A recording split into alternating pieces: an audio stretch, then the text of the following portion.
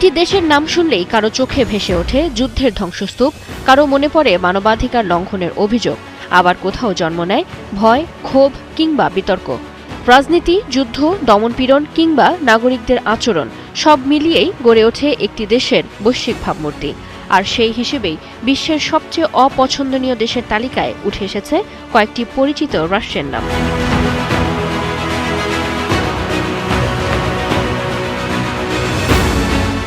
তালিকার শীর্ষে রয়েছে যুক্তরাষ্ট্র। বিশ্বের নানা প্রান্তে সামরিক হস্তক্ষেপ, যুদ্ধ এবং আধিপত্যবাদী পররাষ্ট্রনীতির কারণে বহু মানুষের কাছে দেশটি নেতিবাচক ভাবমূর্তির প্রতীক। রাশিয়া ও চীনও রয়েছে একই আলোচনায়।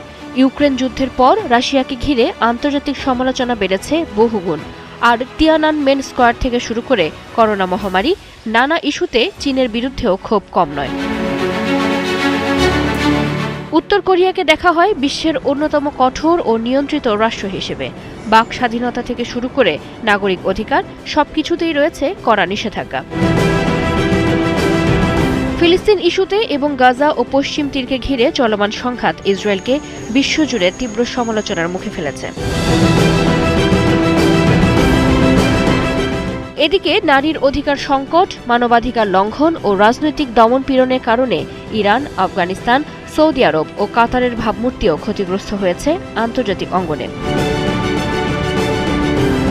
দক্ষিণ এশিয়ায় ভারত সমালোচিত শিশুশ্রম, মানব পাচার ও সামাজিক বৈষম্যের কারণে, আর পাকিস্তানের নাম আসে জঙ্গিবাদ ও নিরাপত্তা উদ্বেগের প্রসঙ্গে।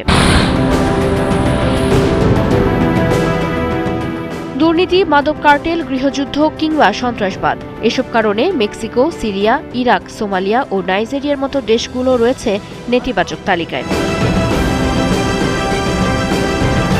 তবে বিশ্লেষকরা বলছেন, সময়ের সাথে সংস্কৃতি, অর্থনীতি কিংবা আন্তর্জাতিক সম্পর্ক সবকিছুই বদলে দিতে পারে একটি দেশের ভাবমূর্তি। চৈতি সরওয়ার, ৭১।